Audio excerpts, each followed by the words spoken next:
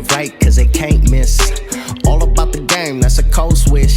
Serving up the truth, call it ruthless. Tune in and get your fix from Blake and Vish Sports. Definitely. And we can get to the first one who I would say this was his best game. His other best game was the Panthers game week 1. We're in the second half because the Broncos game and the Patriots game for Zach Wilson were no way of sugarcoating it. They were pretty brutal. He did not look the best against really good defenses and defensive mind coaches. So that's understandable. But against the Titans, who don't have the talent as the Broncos and Patriots do on the defensive side, and Panthers, looked a lot better. But what were your initial thoughts of Zach Wilson in this game? How do you think he did just in general? I thought the banner sums it up perfect. He was terrific. I think it's interesting because the Jets, they compete. They compete in every game. That's a testament to Robert Saleh, but they're not a really good team. All those injuries are coming back to bite them, not having LaMarcus Joyner and, Carl Lawson and guys they expected to contribute. Jared Davis, this season, not having those guys, it's rough. There's no two ways of saying it. It's brutal for the Jets. They're less talented than every team they play. I think they're maybe the least talented team in the NFL. And so it's really tough when they play really good defenses like they have the last 2 weeks for Zach Wilson, because there's a lot he has to do for the Jets to be effective. And I don't think the offensive coordinator, I don't think Mike LaFleur has done that great of a job in terms of their pass concepts. I think there's been a lot of situations where you have receivers running the same routes, you have receivers in the same spot, which is a little Greg Roman-ish. So I don't know exactly what's going wrong there, but definitely something that has to be cleaned up for him. But he was more or less terrific against the Titans. I mean, he showed every reason why he was the number 2 pick in the draft, which is awesome. I mean, the first pick he threw early in that game to Janoris Jenkins, I believe, when Corey Davis fell down.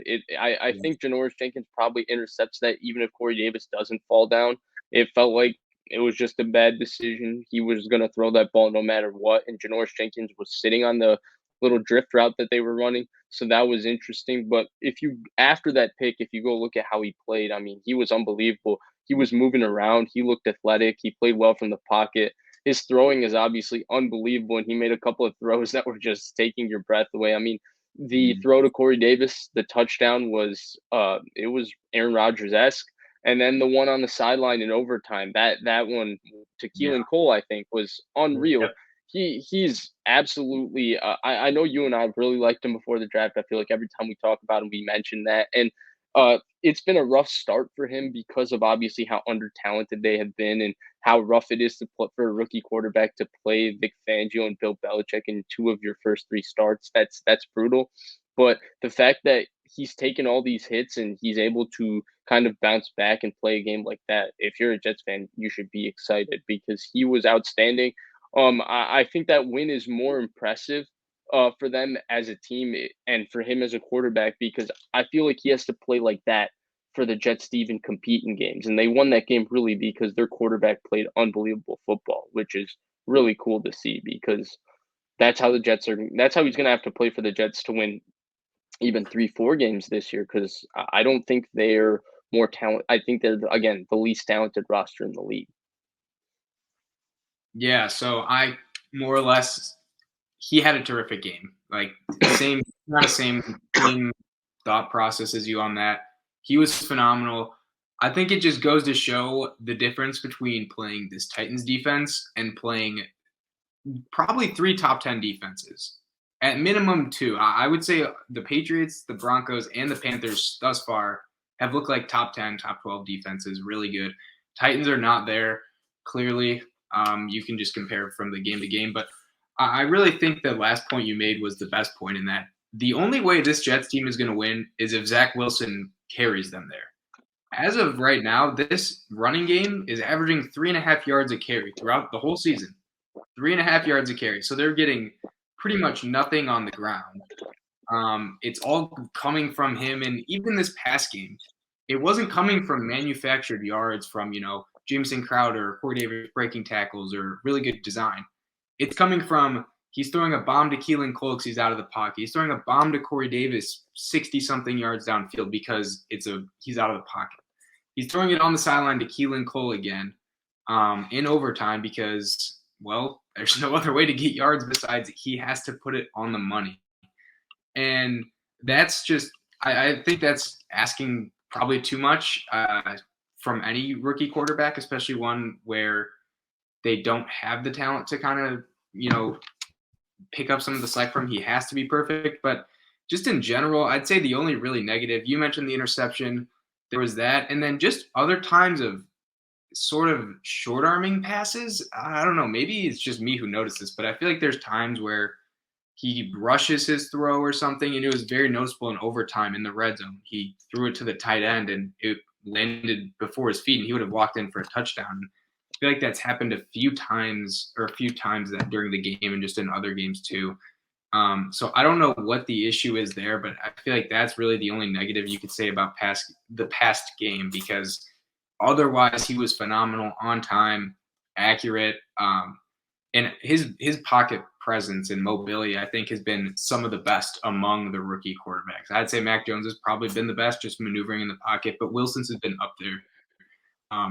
Reading blitzes and actually moving around. So overall, I thought he was great against the Titans. And I want to say they play the Falcons next week, or a team that also doesn't have – yes, they play the Falcons. So this should be another test to see, okay, like, was this a one-off game? Or if he's not facing a vaunted defense, is he going to actually be able to, move the ball and, potentially win? So that is exciting to see. Yeah, I agree with a lot of what you just said, and we're thinking along the same lines. And I think what you mentioned really about his mobility and his pocket presence, I think that stood out through 4 games. He's moved pretty well in the pocket. He's very athletic, and he's made a lot of plays where I just sit back and go, geez, like, wow. And I think that's the most important thing, honestly, because a lot of it with him is going to look ugly because there's things he has to polish in his game.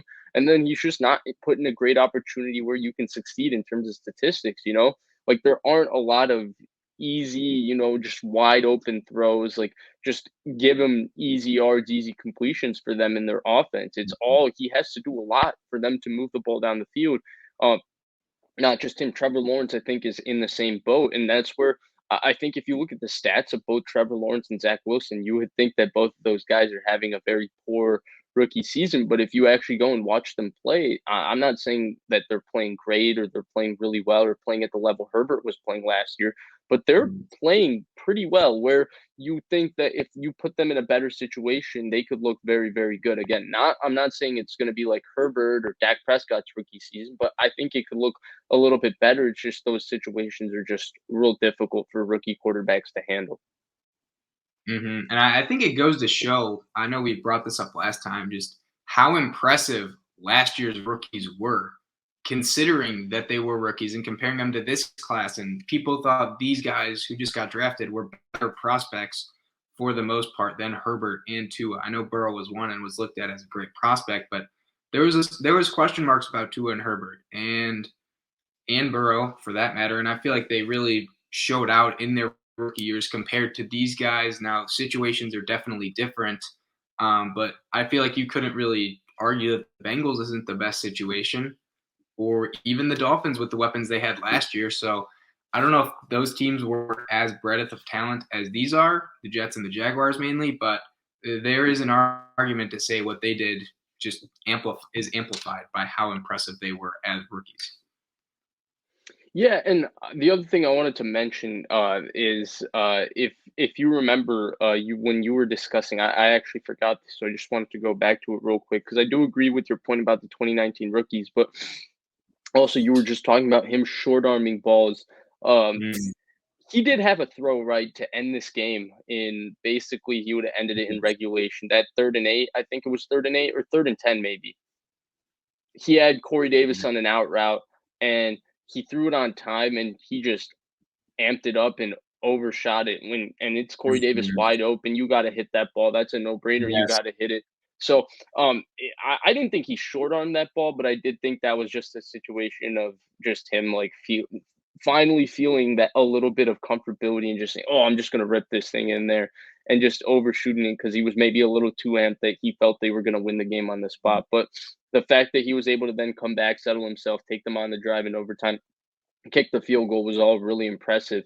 And like you mentioned, right, they're not Burrow and Herbert were a little bit different. And I think the thing that separated Burrow was he was just a lot more polished than a lot of these Yeah. guys coming out. I think Mac Jones maybe is in the same conversation in terms of how polished he is to Joe Burrow, but then Joe Burrow was also a higher level athlete and playmaker than Mac Jones is, especially Yeah. outside of structure. Like Joe Burrow had a real knack to make plays outside of structure, and we're seeing him as he gains confidence, getting that knack back. So to me, it's really interesting to see that. And um, Zach Wilson and Trevor Lawrence certainly do have the talent, maybe to be as good as Joe Burrow and Justin Herbert, maybe eventually. But right now, they're definitely not there at that point yet. And I think it just again goes back to show how impressive Burrow and Herbert were last year because these two guys are playing pretty well. And I'm interested to see how the rest of the season goes for Zach Wilson because uh, again, he's in a tough spot, and they don't exactly play the easiest schedule. They're gonna have to play some tough teams, and he's gonna have some more ugly games. But games like that yesterday, when he gets a real opportunity and a little bit of time and a little bit of help, shows you that he has the ability to be a special quarterback one day. Yeah, you hope to run into defenses like the Titans and hope to not run into defenses like the Patriots and the Broncos, but he'll face both of those or similarly throughout the year, so we will see as he progresses.